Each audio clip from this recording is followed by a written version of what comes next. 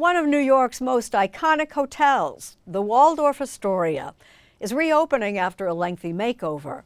With Gayle King, let's check it out. When is a hotel more than a hotel? When it's the Waldorf Astoria. Soaring 600 feet over Manhattan, stretching a full city block.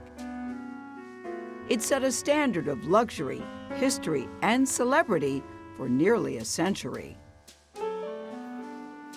Shuttered for 8 years. It took an army of artisans to bring it back to life. And now this Art Deco beauty has reawakened. The Waldorf Astoria, New York is the most important hotel in the world. We're bringing it back to its former glory in a way where it will be again.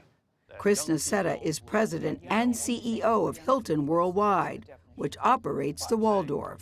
There is no getting away from the fact that this is the hotel that invented luxury hotels. It is just part of history in a very, very unique way. First hotel with a private bath for every guest room.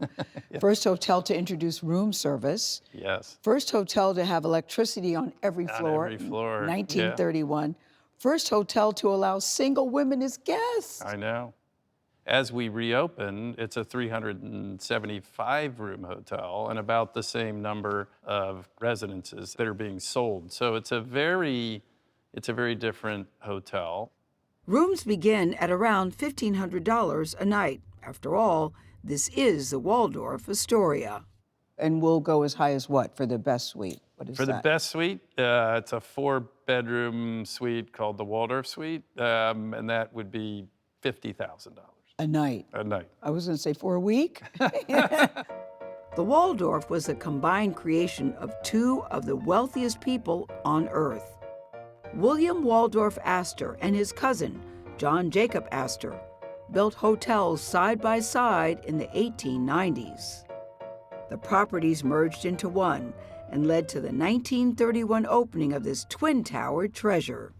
This is a space that is designed to make an impression from the moment of encounter. David Freeland is the author of American Hotel. What did you call it? The experience of entry. The Waldorf has always been conceived as a city within the city. So you enter on Park Avenue and you walk into this bright expanse, beautiful creamy surfaces with that beautiful tile mosaic by Louis Regal, The Wheel of Life. And you look up and you're in a special place. You just know you're going to have a special experience. And then that experience continues as you move through the building. The architects created the Waldorf as a beautiful sequence of spaces. Queen Elizabeth, Albert Einstein, and Pablo Picasso were guests. Mr. Johnson flew to New York. So was every president, from Herbert Hoover to Barack Obama. Battles over women's rights, racial equality, communism, welfare, gay rights, all of those played out within these walls. Big statements and bold-faced names. Frank Sinatra, Marilyn Monroe, and Michael Jackson lived in the towers. Cole Porter, also a resident, wrote some of his biggest hits on this piano. Night and day, you are the one. The classics also include Cuisine creations. Eggs Benedict was hatched at the hotel. And yes, of course, the Waldorf salad. I see apples and grapes cut in half. This is the new Waldorf salad. Chef Michael Anthony oversees the Waldorf restaurant. There's a lemon dressing that has a little fresh lemon juice and a touch of honey. You could make a meal just off of this.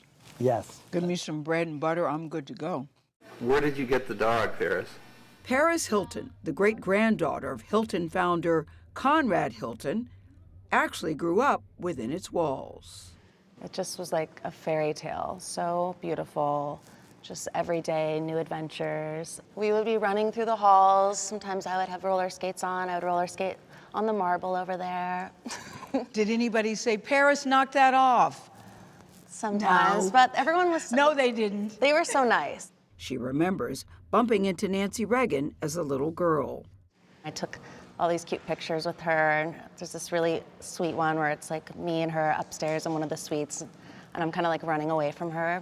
Did you know who she was at the time? No. No. I was only 2. Yeah. We're at the most important place in the Waldorf Astoria, which is the clock. Built in 1893 for the Chicago World's Fair. William Waldorf Astor bought it, and this is, you know, the famous place that everybody has talked about for a generation or 2 or 3, which is, I'll meet you at the clock.